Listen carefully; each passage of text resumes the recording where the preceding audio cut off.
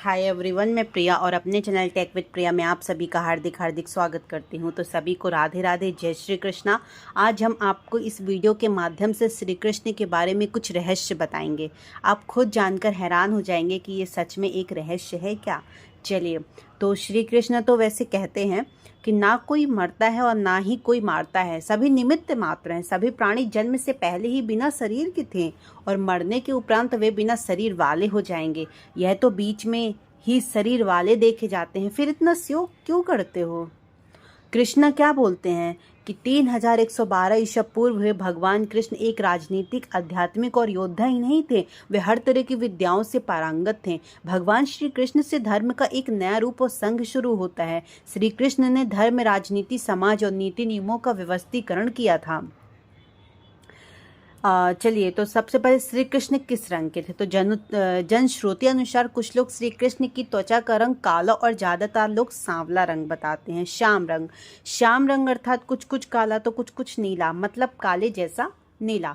जैसे सूर्यास्त के बाद जब दिन अस्त होने वाला रहता है तो आसमान का रंग काले और नीले से हो जाता है। जनश्रुति अनुसार उनका रंग ना तो काला और ना ही नीला था, यह भी उनका रंग काला मिश्रित नीला भी नहीं था। उनकी त्वचा का रंग श्याम रंग भी नहीं था। दरअसल उनकी त्वचा का रंग मेघ श्यामल था, अर्थात काला, नीला और सफ़ेद मिश्रित रंग। चलिए, तो श्री कृष्ण की गंध। प्रचलित जनुश्रुति अनुसार माना जाता है कि उनके शरीर से एक मादक गंध निकलती रहती थी। इस गंध को वे अपने गुप्त अभियानों में छुपाने का उपक्रम करते थे। यही खूबी द्रौपदी में भी थी। द्रौपदी के शरीर से सुगंध निकलती रहती थी जो लोगों को आकर्षित करती थी। सभी इस सुगंध की दिशा में देखने लगते थे, इसलिए अज्ञातवास के समय द्रौपदी को चंदन, उपटन और त्रादि का कार्य किया, जिसके चलते उन्होंने शैरंधी कहा जाना लगा। माना जाता है कि श्री कृष्ण के शरीर से निकलने वाली जो सुगंध है वो गोपिका चंदन और कुछ कुछ रात रानी की सुगंध से मिलती जुलती है। अब श्री कृष्ण के शरीर का गुण क्या था। कहते हैं कि भगवान श्री कृष्ण की देह कोमल अर्थात लड़कियों के समान मृदु थी, लेकिन युद्ध के समय उनकी देह विस्तृत और कठोर हो जाती थी। जनश्रुति अनुसार ऐसा भी माना जाता है, ऐसा इसलिए हो जाता था कि वे योग और कलरीपट्टू विद्या में पारंगत थे। इसका मतलब यह है कि श्री कृष्ण अपने देह को किसी भी प्रकार का बनाना जानते थे, इसलिए स्त्रियों के समान दिखने वाला उनका कोमल शरीर युद्ध के समय अत्यंत ही कठोर दिखाई देने लगता था। यही गुण कर्ण और द्रौपदी के शरीर में भी था। सदा जवान बने रहे कृष्ण। भगवान कृष्ण का जन्म मथुरा में हुआ था और उनका बचपन गोकुल, वृंदावन, नंदगांव, बरसाना आदि जगहों में बीता। द्वारका को उन्होंने अपना निवास स्थान बनाया और सोमनाथ के पास स्थित प्रभास क्षेत्र में उन्होंने देह छोड़ दी। दरअसल भगवान कृष्ण इसी प्रभाव क्षेत्र में अपने कुल का नाश देखकर बहुत व्यथित हो गए थे। वे तभी से वहां रहने लग गए थे। एक दिन एक वृक्ष के नीचे वो विश्राम कर रहे थे, तभी वहां बहेलिये ने उनको हिरण समझकर तीर मार दिया। यह तीर उनके पैरों में जाकर लगा और उन्होंने देह त्यागने का निर्णय ले लिया। एक दिन वे इसी प्रभाव क्षेत्र में वन में एक पीपल की वृक्ष के नीचे योग निद्रा में लेटे थे। तभी जरा नामक एक बहेलिये ने भूलवश उन्हें हिरण समझकर विषयुक्त बाण चला दिया और उनके पैर के तलुए में जाकर लगने से उन्होंने श्री कृष्ण ने बहाना बनाकर देह ही त्याग दी। जनुश्रुति अनुसार भगवान श्री कृष्ण ने जब देह त्याग किया था तो उनकी देह के केश ना तो श्वेत थे और ना ही उनके शरीर में किसी प्रकार की झुर्रियां पड़ी थी, अर्थात वे 119 वर्ष की उम्र में भी युवा जैसे ही थे। कृष्ण की द्वारिका। तो भगवान कृष्ण ने गुजरात के समुद्री तट पर अपने पूर्वजों की भूमि पर एक भव्य नगर का निर्माण किया था। कुछ विद्वान तो कहते हैं कि उन्होंने पहले से उजाड़ पड़ी कुशस्थली को फिर से निर्मित करवाया था।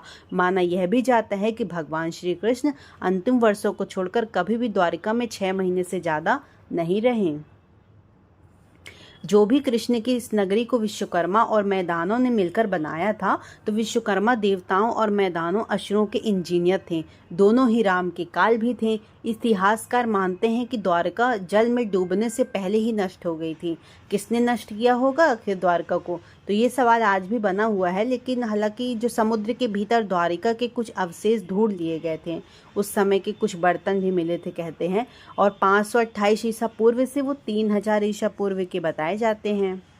ईसा मसीह, श्री कृष्ण, बुद्ध का प्रभाव क्या है। हालांकि यह अभी भी शोध का विषय है, फिर भी अब तक जितने भी लोगों के इस पर शोध किया, उनका कहना यही है कि ईसा मसीह ने भारत का भ्रमण किया था और कश्मीर से लेकर जगन्नाथ मंदिर तक गए थे। उन्होंने कश्मीर के एक बौद्ध मठ में बैठ रहकर ध्यान साधना की थी और यहीं पर उनकी समाधि भी थी। शोधकर्ता मानते हैं कि श्री कृष्ण का ईसा मसीह के जीवन पर बहुत प्रभाव पड़ा। उनके जन्म की कथा श्री कृष्ण के जन्म की कथा से कुछ कुछ मिलती जुलती है। ईश जैकोलियत में अपनी एक पुस्तक द बाइबल इन इंडिया में लिखा है कि जीसस क्रिस्ट और भगवान श्री कृष्ण एक थे। तो लुइस जैकोलियत फ्रांस के एक साहित्यकार और वकील थे।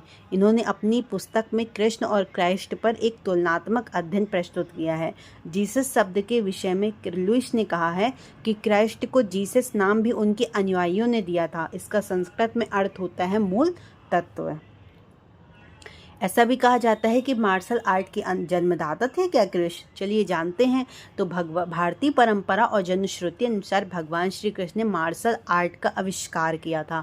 दरअसल पहले इन्हें कारपियट्टू कहा जाता था। इस विद्या के माध्यम से उन्होंने चारों और मुष्टिक जैसे मल्लों का वध भी किया था। तब उनकी उम्र 16 वर्ष की थी। मथुरा में दुष्ट रचक के सिर को हथेली के प्रहार से काट दिया था। जनश्रुतियों के अनुसार श्री कृष्ण ने मार्शल आर्ट का विकास ब्रज क्षेत्र के वनों में किया था। दांडिया रास उसी का एक नृत्य है। कालरीपट्टू विद्या के प्रथम आचार्य श्री कृष्ण को ही माना जाता है। हालांकि इसके बाद इस विद्या को अगस्त्य मुनि ने प्रचारित किया था।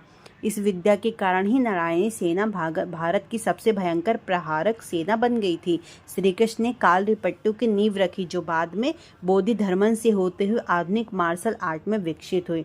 बोधि धर्मन के कारण ही यह विद्या चीन, जापान आदि बौद्ध राष्ट्रों में खूब फली फूली। आज भी यह विद्या केरल और कर्नाटक में प्रचलित है। श्री कृष्ण ने इस विद्या को अपनी नारायणी सेना को सिखा रखा था। दांडिया रास इसी का एक रूप भी है।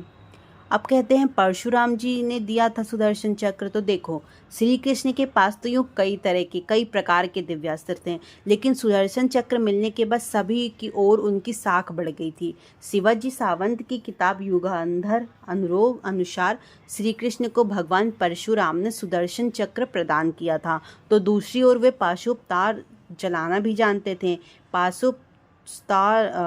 शिव के बाद श्री कृष्ण और अर्जुन के पास ही था। इसके बाद उनके पास प्रश्नपात्र भी था, जो शिव वशुगण भीष्म के पास भी था, है ना। अब शिव और कृष्ण का जीवाणु युद्ध हुआ था क्या? तो देखो, प्रचलित मान्यता के अनुसार कहते हैं कि कृष्ण ने असम में बाणासुर और भगवान शिव से युद्ध के विषय में महेश्वर ज्वर के विरुद्ध वैष्णव ज्वर का प्रयोग कर विश्व का प्रथम जीवाणु युद्ध लड़ा था। हालांकि यह शोध का विषय हो सकता है। अब युद्ध का क्या कारण था? कहते हैं कि कृष्ण ने प्रद्युम्न का और प्रद्युम्न से अनिरुद्ध उत्पन्न हुआ था। तो प्रद्युम्न के जो पुत्र थे और कृष्ण के जो पौत्र थे, अनिरुद्ध की पत्नी के रूप में उषा की ख्याति है ना।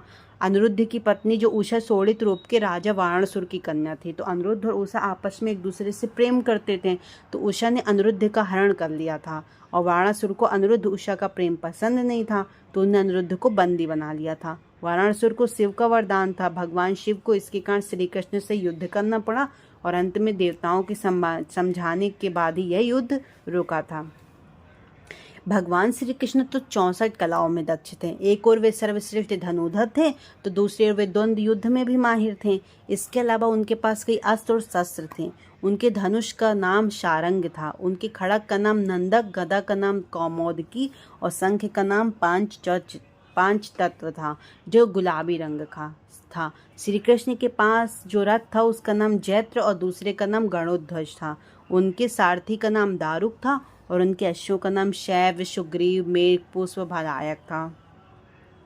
कृष्ण की प्रेमिका और पत्नियां। तो देखो, कृष्ण के बारे में यह भी कहा जाता है कि उनकी 16,000 पटरानियां थीं, लेकिन कहते हैं कि उनकी मात्र 8 पत्नियां थीं। कृष्ण की जिन 16,000 पटरानियों के बारे में कहा जाता है, दरअसल वे भौमासुर, जिसे नरकासुर भी कहते हैं, उनके पास ये बंधक बनाई गई महिला थी, जिन्होंने श्री कृष्ण मुक्त करवाए थे। तो ये महिलाएं किसी की माँ थी, तो किसी की बहन थी, तो किसी की पत्नियां भी थी, जिसको भौमासुर ने अपहरण करके ले गया था।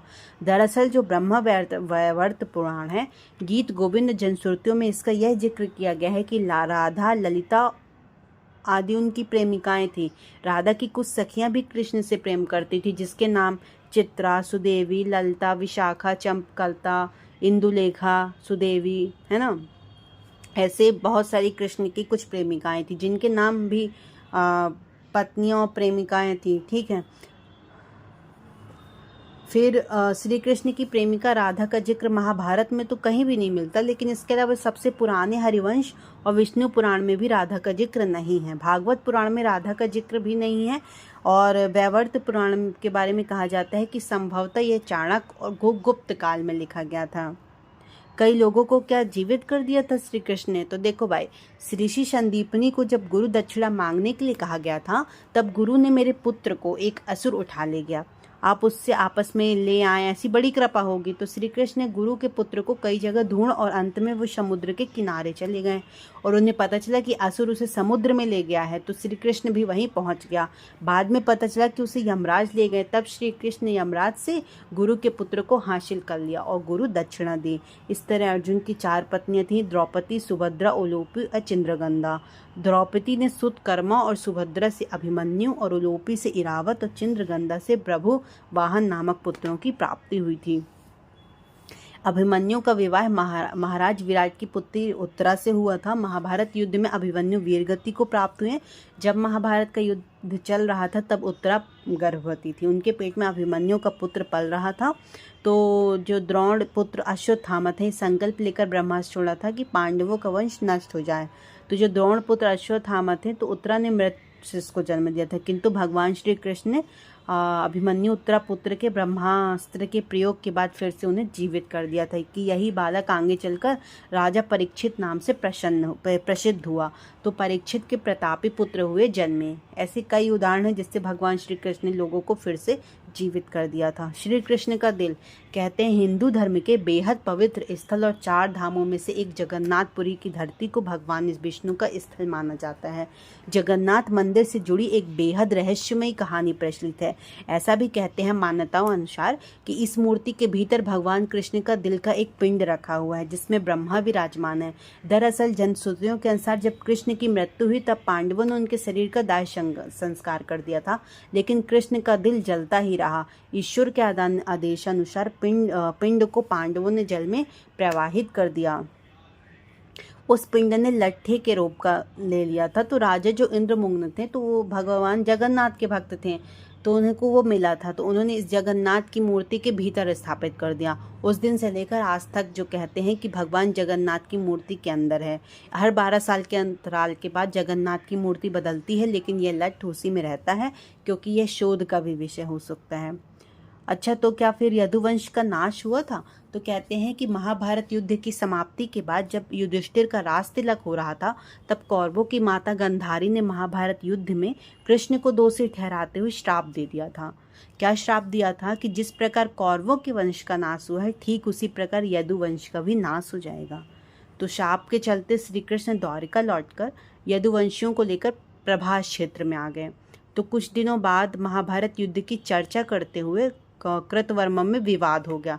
यद्यपि ये गुस्से में आकर कृतवर्मा का सिर काट दिया गया था। फिर आपसी में युद्ध भड़क गया और समूहों में विभाजित होकर एक दूसरे का संहार करने लगे। तो इस लड़ाई में जो श्री कृष्ण के पुत्र प्रद्युम्न थे और मित्र सात्यकी समेत सभी यदुवंशी उसमें मारे गए थे।